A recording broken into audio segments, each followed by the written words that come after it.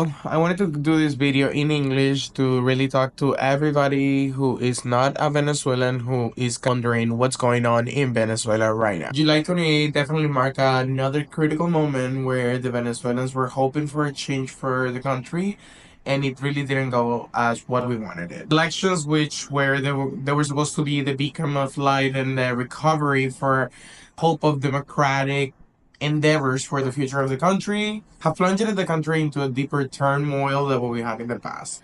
What's happening right now is that for you to understand a highlight version of this, there's four key players that you need to know about. The first one being Nicolás Maduro, where he is the authoritarian leader.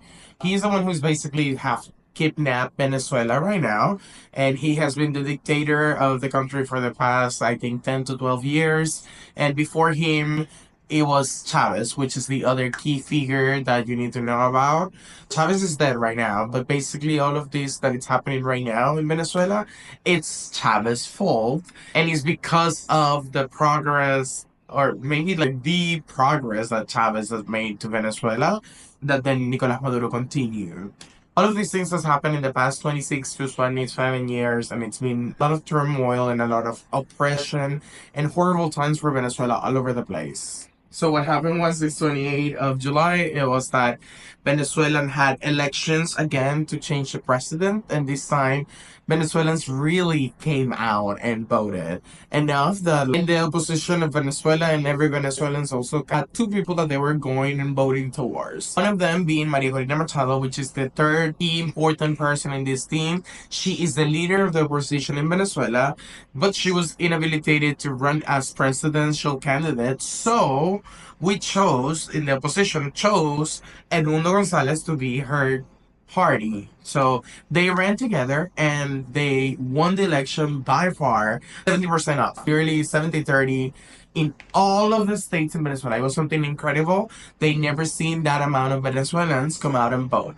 Also, by the way, there are over 7 million Venezuelans all over the world that they have left the country already, including me, and that out of all of those 7 millions, only 1% was able to vote internationally for the elections that we just had in July. Even though that I wasn't even able to vote, and like me, many other Venezuelans, we still won the elections by a landslide. What happened that night, Nicolás Maduro and their team is now saying, is that that wasn't what happened. They basically refuse to recognize that these are the results. So let's break down what has been happening ever since. So we had the National Electoral Council. It was filled with all of the ala, and they said that night that they declared him to win for 51% of the votes, while the oppositional candidate had only 44% of the votes, which is totally false. That really sparked immediate widespread protests across all of the country, all over the country, with over 1,000 people being detained. Definitely, sadly, there's been a lot of people also who has been killed as well in these protests, and this is something that is ongoing in this moment. Cities like Caracas, Charalayave, Cahuaquita, they're all literally kind of like on fire at the moment. The government, unsurprisingly, has responded with the heavy hand, and they have sent the National Guard to attack the people in the streets. This is like the wildest part, because we have seen that there's been National Guard sergeants that have been killed literally in the middle of the streets in these protests, but also at the same time there's other cities where the National Guard is actually taking their uniforms off and joining the people, because they're all tired of this horrible government that we've been having for many, many years. Maduro is definitely facing charges here in the US. An investigation in the International Criminal Court could face devastating consequences if he loses power. Not if, it's when he loses power, without securing any kind of agreement.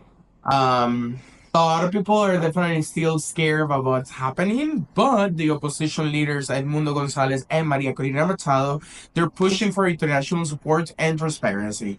They are honestly resilient, and you can see in their spirit that they know that what they did, it was democratic, it was good, and it was exactly what Venezuelans needed, and they're just looking for the support of everyone to rally up together, hold hands all the way to the end, and just support each other. Their fight for a fair and democratic future really continues up to today, And the word is watching closely. That's also why I wanted to do this video specifically in English. So anybody who is not Venezuelan, who follows me in my audience, can also get a little bit of information about what's happening right now. I know that this was really a lot and it's not really the kind of videos that I post all the time, but I'm born in Venezuela. My heart is in Venezuela. My mind is in Venezuela. I am a Venezuelan and there's nothing. I feel sad that I cannot be there in these moments to really support the country from within. So what I can do from the outside is spread information so people who don't speak the same language or don't have the same news sources that I do can understand what's happening in my country and can support it in a certain way. Let's keep the conversation going in the comments down below. Let me know any questions that you guys have. Like I said, I'm only doing this to really highlight what's happening and so y'all can be a little bit better informed about what is the reality of Venezuela. Until next time, take care. I love y'all.